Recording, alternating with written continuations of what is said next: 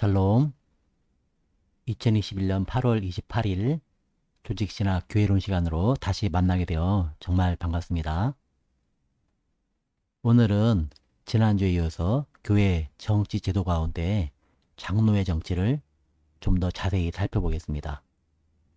교회 정치에 대해서 좀 더 추가로 설명을 드리겠습니다. 감독 정치와 회중 정치는 성경에 있어서 인간의 자유의지를 중요시합니다.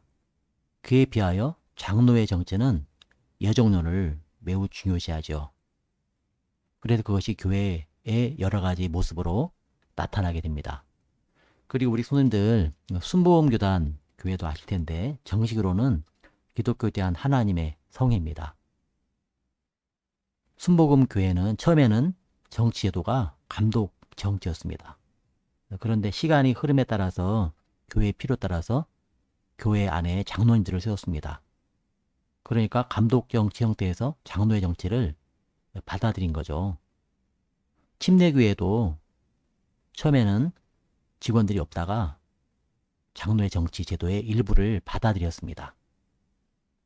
이런 부분들을 이해하시고 한국교회를 바라보시면 좋겠습니다.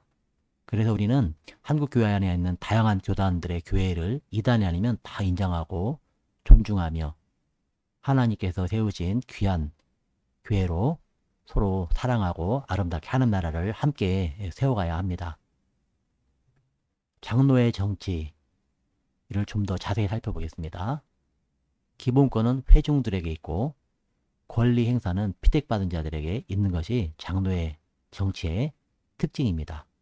그러니까 회중들도 중요하고 그리고 피택받은 자들도 중요한 것이 바로 장로의 정치의 제도입니다. 그리고 가장 중요한 것은 교회의 머리가 바로 그리스도시라는 것입니다. 그리스도께서 최종적으로 교회의 머리십니다. 장로의 정치제도의 흐름을 좀 더 자세히 살펴보면 교회 안에 성도들의 모임이 있습니다. 그러면 성도들의 모임 가운데 성도가 예수님을 구주로 믿고 세례를 받거나 입교하면은 공동교회 회원이 됩니다.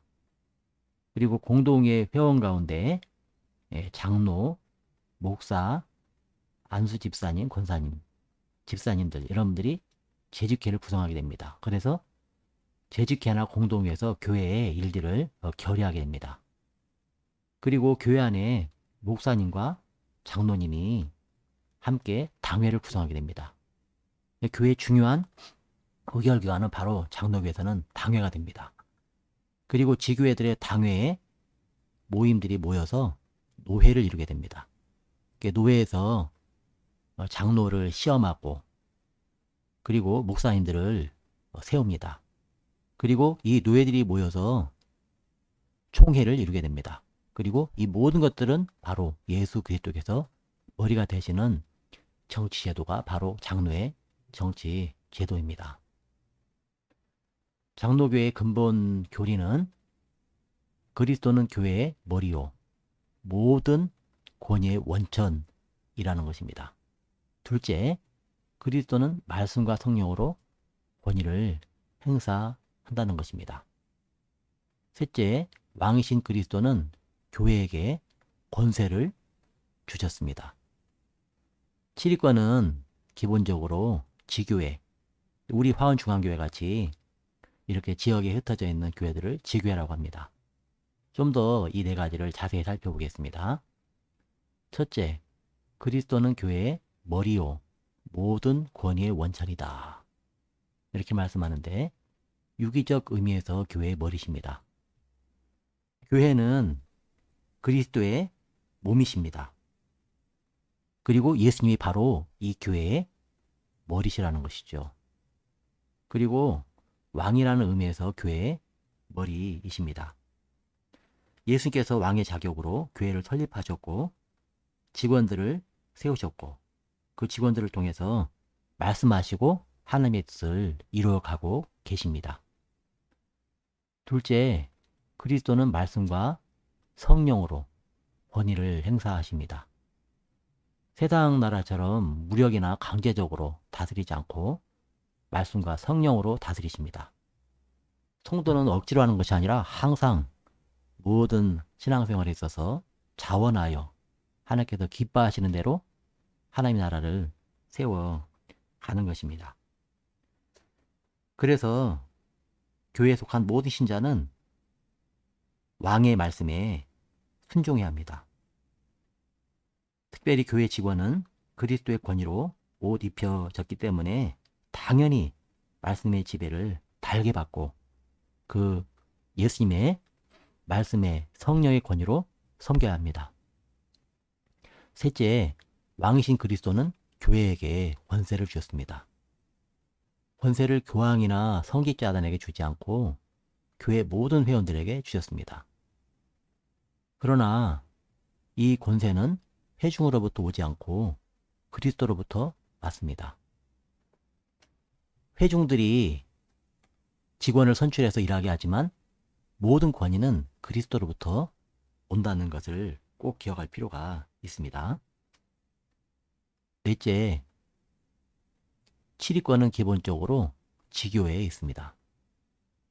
기본권은 지교회 당회, 바로 목사님과 장로님이 모인 그 모임 당회에 있고 여기서부터 노회 총회로 확대되어 갑니다.